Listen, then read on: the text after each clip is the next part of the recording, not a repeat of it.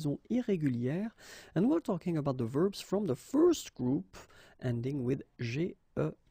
Okay, because if you remember carefully, when I introduced the first group, it was a long time ago, I know, but then I said that, well, actually the first group of verbs are regular verbs, and that's true. I mean, for the endings, it won't be really a problem, but then for some subgroups, we will have some modifications, and this is one of the subgroup that we will talk about, verbs ending with GER, and we'll see the reason why we've got these modifications.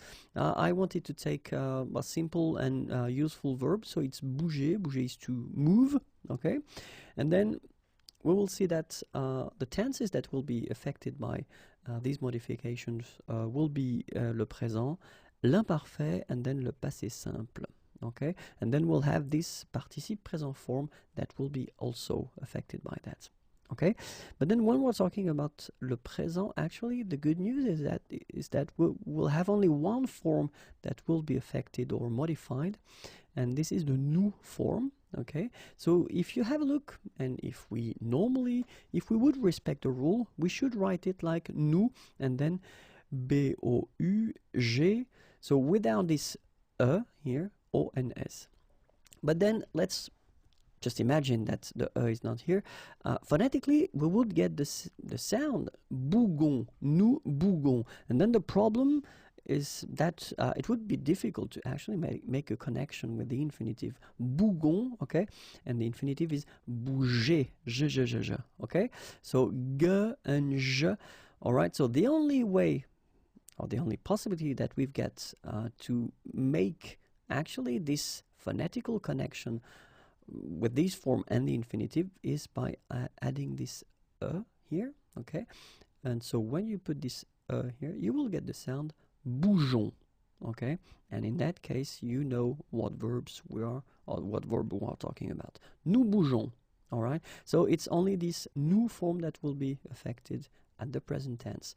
If you're talking about imparfait, then, well, I did put this je and tu, actually, but then we will see a bit later that we'll have more forms affected by it, but then for the same reason and with the same tool, so adding this we will actually have the connection, phonetical connection with the infinitive, je bougeais, tu bougeais.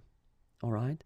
For the passé simple, it will be exactly the same thing. So I did put this il, but then we'll see that other persons are concerned as well. Il bougea. Okay. So exactly the same thing here for the participe présent. So we will get bougeant. All right. So let's have a look now at the present form. Je bouge, tu bouges, il bouge, nous bougeons, vous bougez, il bouge. Okay, so as I said, you can see that we've got only the nous form that will be modified, because all the other forms, well, they are exactly respecting the rules of the regular verbs. And then imparfait, it will go like je bougeais, tu bougeais, il bougeait, nous bougions, vous bougiez, il bougeait. So if you look carefully, it's actually quite interesting, because nous and vous are not concerned by that, just because if you remember, when we combine G and I, we get the sound J. Okay, so that's the reason why we don't need to add this here. Okay, but then it's here, it's here, it's here, and it's also here for the plural. Okay, let's have a look at the passé simple now. Je bougeais, tu bougeas, il bougea, nous bougeâmes, vous bougeâtes, ils bougèrent. Okay, so if you look carefully, then it's here, it's here, it's here, it's here, and it's here. So actually there is only this il at the plural form that won't be affected or modified.